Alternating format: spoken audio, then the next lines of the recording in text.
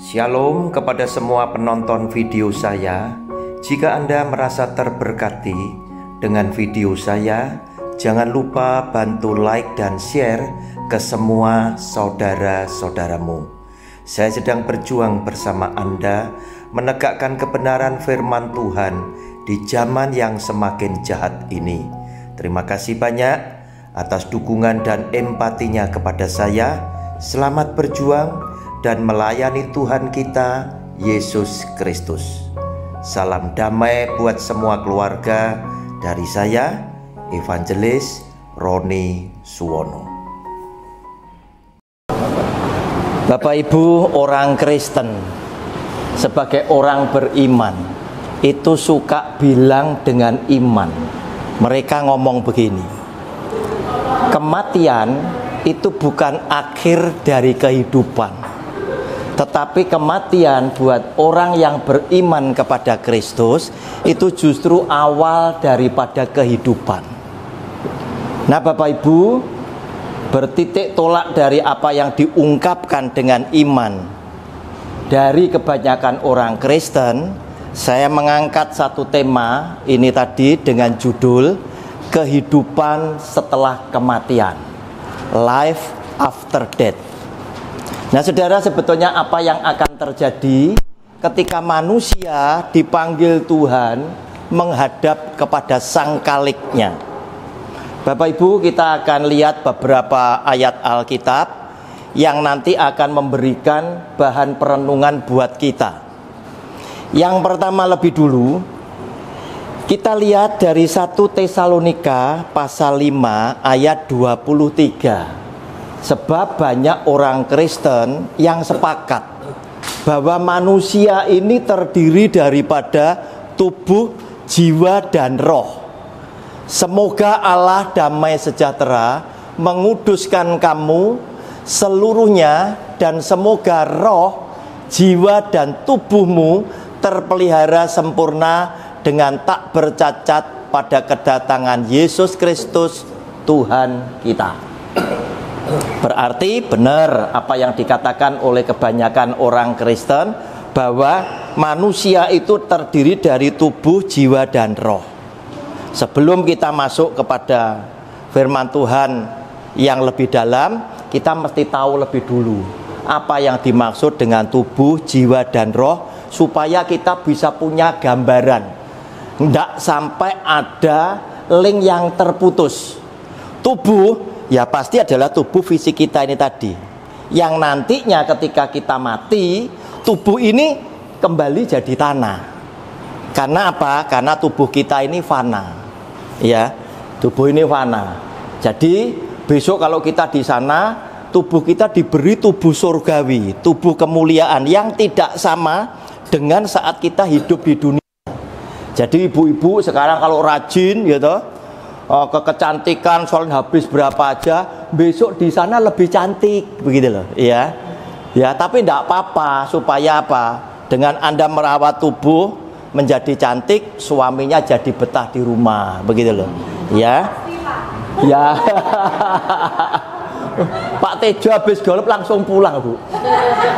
Terus kemudian apa yang disebut dengan jiwa dan roh? Jiwa dan roh ini tidak bisa dipisahkan, menjadi satu kesatuan. Yang jelas kita tahu roh itu tadi, ya, itu adalah milik Tuhan yang diberikan ke kita sehingga kita menjadi makhluk yang hidup. Roh itu tadi, ketika Tuhan menciptakan Adam, ya, dari debu tanah, kemudian dia menghembuskan nafas hidupnya, maka Adam menjadi makhluk yang hidup. Hembusan nafas Tuhan tadi itu adalah roh Allah yang tinggal di kita. Roh tidak mengenal umur, ya, tidak mengenal jenis kelamin. Oleh karena itu, Anda sekarang ini, ya, yang sudah mulai usia kepala 5, kepala 6, perasaan tetap seperti yang dulu, ya. Padahal sudah tua kita ini, tetap, ya, kita sepertinya itu, wah, tetap seperti yang kemarin begitu loh, ya. Sampai-sampai apa? Kadang orang tua yang biasanya harusnya dinasehati, Om, kalau apa itu pakai celana jangan berdiri ya, keseimbangannya kan sudah mulai goyang. duduk, tetap ngotot, gitu, tetap ngotot, tidak mau duduk. Akhirnya apa? Kecetit, kan begitu. Ya. Ini kenapa? Karena roh ini memang seperti itu. Ya, dia tidak punya batas umur, semangatnya tetap. Dan roh ini yang memberikan kita itu jadi hidup, itu berasal dari Tuhan. Roh ini tadi ya tidak mati, tetapi dia kembali kepada Allah yang menjadi penciptanya. Pengkhotbah 12 ayatnya yang ke-7. Pengkhotbah 12 ayatnya yang ke-7. Dan debu kembali menjadi tanah. Ini adalah tubuh fisik kita yang fana, ya, seperti semula. Dan roh kembali kepada Allah yang mengkaruniakannya. Roh kita balik kepada Sang Pencipta. Roh ini tidak mati. Yang mati adalah tubuh fisik kita. Jadi kalau sekarang tidak usah bingung gitu. Kalau sudah mulai tua kan mesti keluar tutul-tutul hitam-hitam atau kadang putih-putih gitu. Ya kisut gitu. Terus sudut mata ini mulai jengkerut-jengkerut gitu. Terus bingung ditarik, tidak usah, nanti diganti sama Tuhan. Simpen aja duit itu untuk kecantikan, disimpan buat jajan aja lebih baik ya. Nanti dikasih ya. Ini kembali, roh ini kembali. Nah, tadi saya katakan jiwa sama roh itu menjadi satu kesatuan yang tidak terpisahkan. Apa jiwa itu? Jiwa itu adalah bagian daripada roh yang bisa merasakan. Anda bisa nangis, Anda bisa happy, itu roh, itu jiwa. Anda kelihatan mengekspresikan hidup sehingga kita sebagai teman bilang, oh teman kita tuh jiwanya apik loh. Ya, itu karena apa? Ini jiwa ini yang mengekspresikan. Bisa sedih, bisa senang, dan lain sebagainya, itu jiwa. Nah saudara, kita lihat sekarang jiwa sama roh itu ternyata sama Tuhan Yesus itu digandengnya dalam satu ayat firman, ada di Matius 10 ayatnya yang ke-28. Janganlah takut kepada mereka yang membunuh badan, membunuh fisik. Mungkin teroris ya. Terus kemudian orang-orang tertentu, kaum radikalis di negara-negara lain yang bilang kalau kamu tidak menyangkali Yesus kamu tak bunuh ya ini ya. Tetapi tidak berkuasa membunuh jiwa. Dia cuma bisa menyiksa jasmani kita, bisa membunuh tubuh kita saja. Takutlah kepada Allah yang berkuasa membinasakan baik badan maupun jiwa di dalam neraka. Nah, berarti nanti yang masuk di neraka ini roh dan jiwanya orang yang berdosa ini tadi. Setelah lebih dahulu mereka ini kembali, rohnya ngadep. Nah, saudara, tema kita ini sebetulnya juga ingin mengetahui sebetulnya orang yang sudah mati itu langsung split neraka surga, atau orang mati itu disetapel dulu, disetok dulu, nunggu kebangkitan nanti. Tema ini adalah tema yang berat. Saya katakan kepada Pak Tejo. Sebab apa? Tema ini menimbulkan pro dan kontra. Orang yang setuju dengan pandangan saya belum tentu benar. Kenapa saya berpandangan seperti itu? Saya punya dasar ayat-ayatnya. Yang kontra dengan saya belum tentu salah. Sebab apa? Mereka punya ayat-ayat yang tertulis di dalam kitab suci. Mengapa saya memilih? Saya yakin orang begitu mati menghadap kepada Tuhan Yesus itu langsung split surga dan neraka. Sebab apa? Saya dengan keyakinan iman saya, dengan dasar banyak ayat yang ada di dalamnya, kemudian saya menyimpulkan yang demikian. Tetapi saya tidak bisa membuat semua orang 100% seperti pandangan saya. Pasti ada yang tidak setuju. Salah satunya adalah Rasul Paulus. Itu berseberangan dengan pandangan saya. Ya, Rasul Paulus ini lawannya. Ya, Rasul Paulus tetap berkeyakinan kebangkitan tuh nanti kalau dia datang baru dibangkitkan. Nah, sehingga saya berpikir kalau begitu ditaruh di mana sing mati? Parkir di mana, Mas? Parkir di mana? Begitu loh ya. Parkir di mana? Dengan arti kata lain, apakah pandangan seperti ini berkesimpulan bahwa surga dan neraka yang sudah ada, tempatnya ada, penghuninya belum ada? Kan begitu. Padahal saya melihat, bukankah Tuhan Yesus ketika dimuliakan di atas gunung, dia lagi ngobrol dengan siapa? Dengan Musa dan dengan Elia. Bukankah Alkitab juga mencatat Elia ini dijemput oleh Tuhan, dibawa naik ke surga dengan kereta berkuda yang ada apinya, naik ke surga. Elisa menyaksikan. Nah, jadi konflik kan? Tetapi perdebatan antar dua pandangan itu sesungguhnya tidak perlu dirisaukan, sebab tidak mempengaruhi keselamatan dalam hidup kekal yang sudah kita terima, sepanjang kita adalah anak-anak Tuhan yang setia mendengarkan firman Tuhan dan melakukan di dalam hidup kita sehari-hari, kita diselamatkan.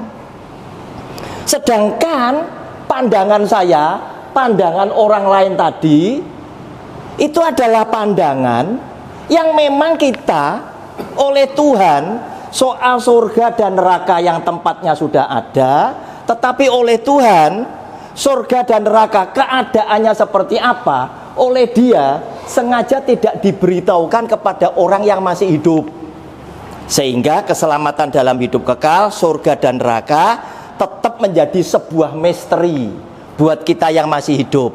Kapan kita akan tahu? Nanti nek sudah mati baru tahu. Oh, surga kayak gini loh. Sing selamat ini baru ketemu, baru tahu.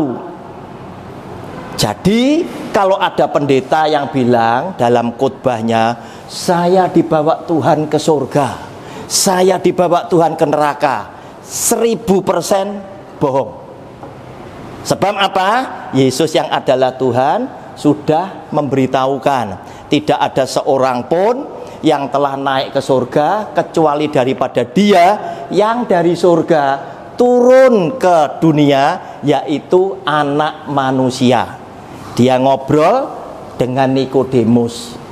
Nah, kalau kita percaya sama Tuhan Yesus, berarti kita harus menolak manusia siapapun, termasuk pendeta tadi yang ngomong ke surga, yang ngomong ke neraka. Kita harus ngomong, kamu bohong. Tetapi kalau Anda sebagai jemaatnya, Anda ngomong ini betul, tanpa sadar Anda bilang apa? Yesus Tuhan, engkau bohong. Mana yang Anda mau pilih? Kita harus milih salah satu. Engkau harus akan percaya kepada firman Tuhan yang tertulis, atau engkau harus percaya dengan kesaksian seseorang yang tidak berdasarkan kitab suci. Pilih salah satu.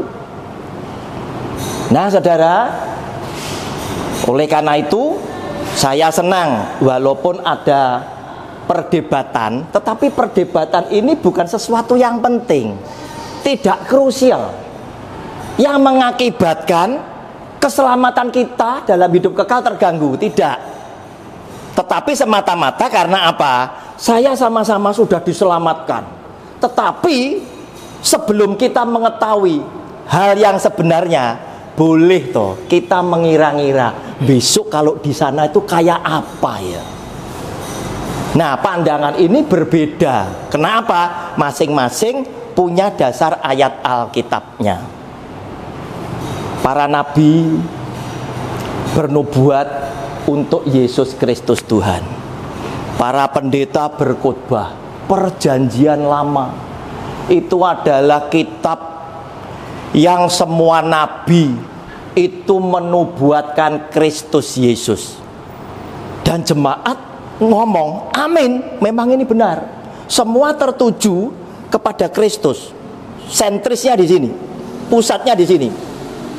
Saudara, kita kalau lihat Hosea pasal 6 ayat 2.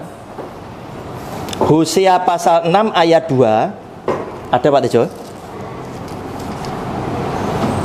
Bunyinya demikian. Ini adalah nubuatan Nabi Hosea yang nanti akan digenapi lewat kehidupan kita. Ia, huruf besar, akan menghidupkan kita sesudah 2 hari. Pada hari yang ketiga, ianya tetap besar.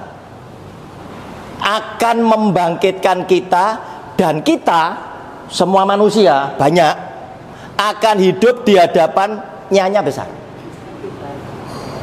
Ya, ini nubuatan. Ya, nubuatan. Nubuatan berarti kata-kata dari Tuhan yang akan disampaikan kepada manusia. Tuhan pakai Hosea, nabi tadi, sebagai kepanjangan lidah Tuhan. Dan ini harus terjadi. Berarti kita, manusia semuanya, itu akan hidup di hadapan Tuhan pada hari keberapa? Ketiga. Nah, oleh karena Yesus Kristus Tuhan itu dijadikan yang sulung. Yang sulung. Kita belakangnya yang sulung. Sesuai dengan nomor antrian.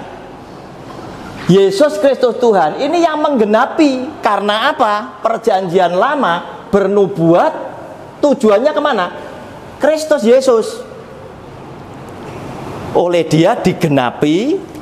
Dia adalah orang pertama kali yang bangkit, yang dibangkitkan dari antara orang mati. Tuhan Yesus mati hari Jumat 1. Sabtu hari kedua. Hari ketiganya kapan? Minggu pada hari ketiga. Dia bangkit pas hari ketiga. Hari Minggu digenapi oleh Tuhan Yesus. Sehingga saya berkesimpulan, kalau begitu, setiap manusia yang mati masuk rumus ini. Matinya Senin, berarti Rebo bangkit dia. Hidup di hadapannya huruf besar. Ngikuti rumus ini. Nah, saudara, karena saya ngikuti rumus ini tadi, kemudian saya ditanya, bagaimana dengan ayat-ayat yang bilang, termasuk yang keluar dari mulut Tuhan Yesus sendiri, bahwa nanti oleh dia akan dibangkitkan pada akhir zaman. Saya bilang, tetap kebangkitan pada waktu dia datang itu tetap ada. Tetap ada. Tetapi jangan keluar dari rumus ini, karena rumus ini sudah dibuktikan, digenapi oleh Tuhan Yesus. Berarti kita tinggal ngikuti ini. Artinya gimana? Saat Tuhan Yesus nanti datang, kan terjadi kebangkitan. Ya, kalau Tuhan Yesus itu datangnya itu hari Minggu, ya, yang mati hari Sabtu, berarti masih berapa hari? Sabtu mati, Tuhan Yesus datang Minggu, berarti berapa hari? 2 hari, ya, 2 hari ya. Ini belum bangkit, rohnya belum ngadep. Ini yang dibangkitkan menurut saya. Menurut saya, kalau tak masukkan rumus ini. Tetapi yang matinya itu Jumat atau Kamis, rohnya sudah ngadep dulu, otomatis. Karena apa? Firman Tuhan ini. Nah, yang matinya hari Sabtu, umurnya mati baru 2 hari. Dia yang bangkit pada saat Tuhan Yesus datang. Menurut saya bisa salah. Sebab apa? Belum pernah ngalami mati, gitu loh ya. Jadi pendeta hebat pun saya debat, diskusi saya berani. Kenapa? Dia belum pernah ngalami mati kok. Iya, sama. Kita hanya dasarnya kitab suci yang ternyata ayatnya itu pro kontra. Tuhan Yesus bilang sepertinya kita dibangkitkan. Tetapi di sisi yang lain dia bilang nanti tak bangkitkan akhir zaman. Loh, keluar dari kata-kata Tuhan Yesus sendiri aja pro kontra loh. Akhirnya kan kita harus mencari, ya, jeli-jelian mata batin untuk mencari benang merahnya. Mana kira-kira yang paling mendekati? Tetapi sekali lagi, walaupun itu salah, tidak mempengaruhi keselamatan kita yang sudah dianugerahkan oleh Kristus kepada kita sebagai anak yang mengasihi Dia. Bapak Ibu, setelah roh ini ngadep kepada Tuhan, untuk apa sih? Lihat ya, Rasul Paulus ini loh, juga pro kontra yang dikatakan. 2 Korintus pasal 5 ayat 10. 2 Korintus 5 ayat 10.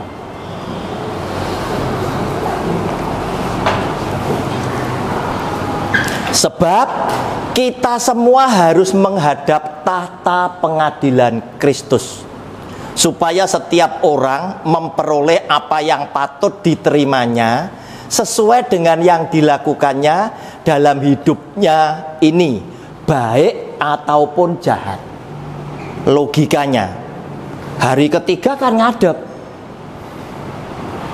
mempertanggungjawabkan kan. Loh, apakah setelah mempertanggungjawabkan terus kemudian ditumpuk begitu loh?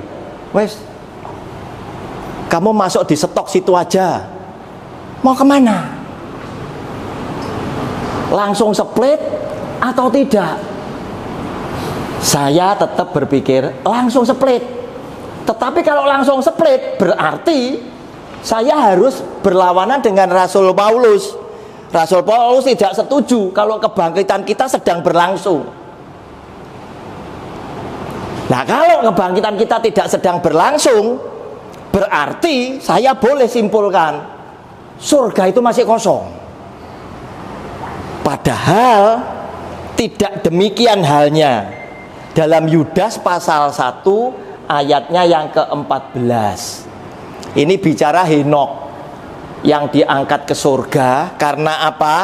Dia adalah orang yang bergaul dengan Tuhan. Juga tentang mereka, Henokh, keturunan ke-7 dari Adam. Tidak dirinci dalam kitab suci, tetapi dikatakan Henokh ini diangkat oleh Tuhan karena apa? Dia bergaul dekat dengan Allah. Telah bernubuat, katanya, sesungguhnya, lah kata sesungguhnya ini garis bawahi, Tuhan datang dengan beribu-ribu orang kudusnya. Loh, orang kudusnya di sana sudah ada beribu-ribu. Artinya, menurut saya surga sudah ada penghuninya. Nah, Bapak Ibu, di sini pun Tuhan Yesus juga berkata dalam Lukas pasal 20 ayat 33 dan 38. Lukas, tidak ada Pak. Saya bacakan. Lukas 20. Kalau saya boleh tanya Pak. Ya. Atau dituntaskan dulu Pak? Boleh. Ya, oke ya. Belum masalah itu tadi, masalah yang mana? Kontroversi antara apakah kita setelah badan kita mati, ya, apakah kita langsung split ataukah kita parkir dulu di suatu tempat. Ya, ya. Nah, itu kan pandangan dari Pak Roni ini kan, dia Pak Roni percaya bahwa langsung split. Langsung split. Iya. Nah, saya juga setuju langsung split karena saya melihat ada satu ayat lagi dalam kitab. Iya. Itu kalau nggak salah di Matius. Kalau kita lihat Pak ya di sini, silakan Pak. Di Ibrani 9 ayat 27. Ya, silakan ditayangkan, ada Pak.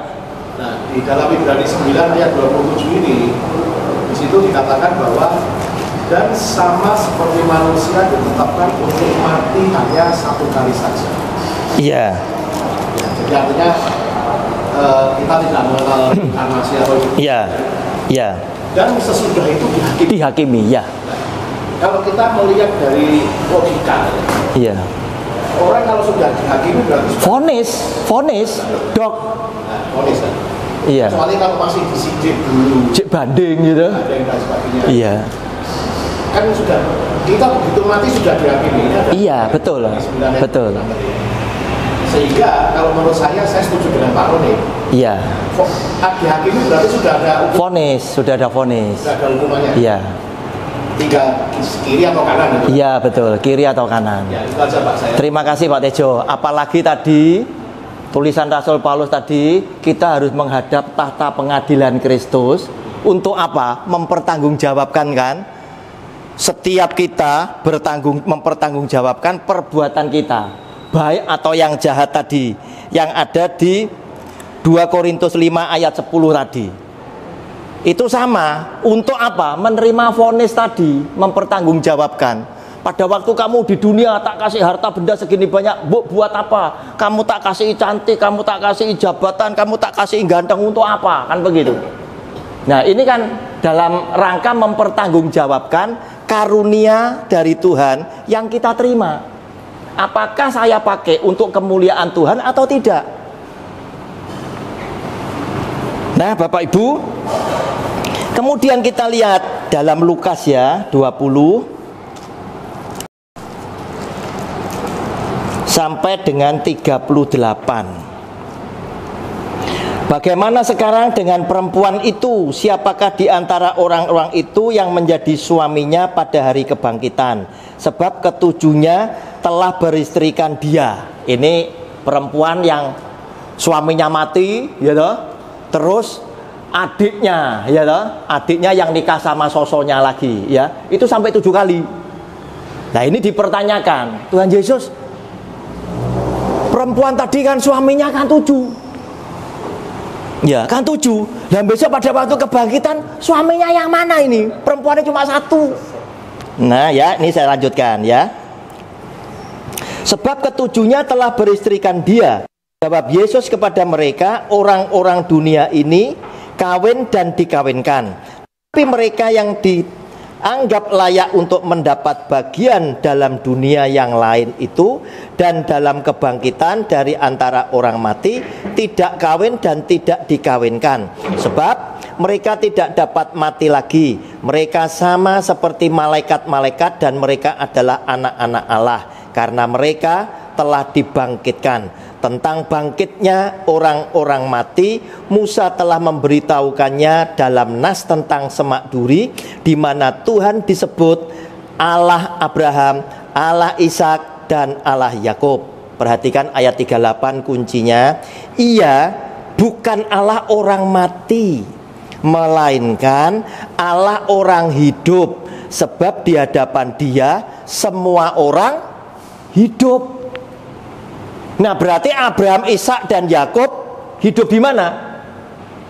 Sudah di surga.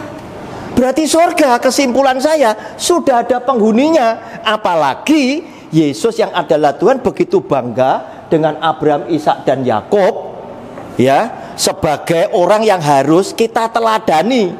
Dan dia katakan di dalam Matius pasal yang ke-8 ayat 11. Lihat ini.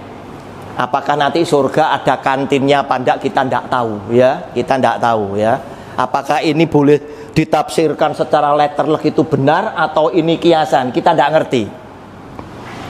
Soalnya bicara tentang surga neraka misteri. Aku berkata kepadamu, banyak orang akan datang dari timur dan barat dan duduk makan bersama-sama. Duduk makan ya, bersama-sama dengan Abraham, Ishak, dan Yakub di mana?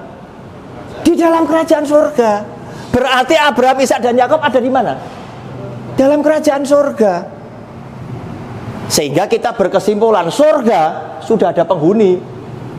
Sampai-sampai Henok bisa bernubuat, sesungguhnya nanti Tuhan turun dari surga datang ke dunia, itu diikuti beribu-ribu orang kudusnya. Nah, Bapak Ibu, saya putus sampai di sini dulu pemaparan saya. Kita akan lebih seru ketika Anda mulai mengajukan pertanyaan. Karena apa? Saya yakin Anda pasti punya pandangan sendiri setelah membaca Alkitab atau mendengar khotbah dari seseorang. Tuhan Yesus memberkati Anda bersama keluarga sebagaimana Tuhan Yesus memberkati saya bersama keluarga. Amin.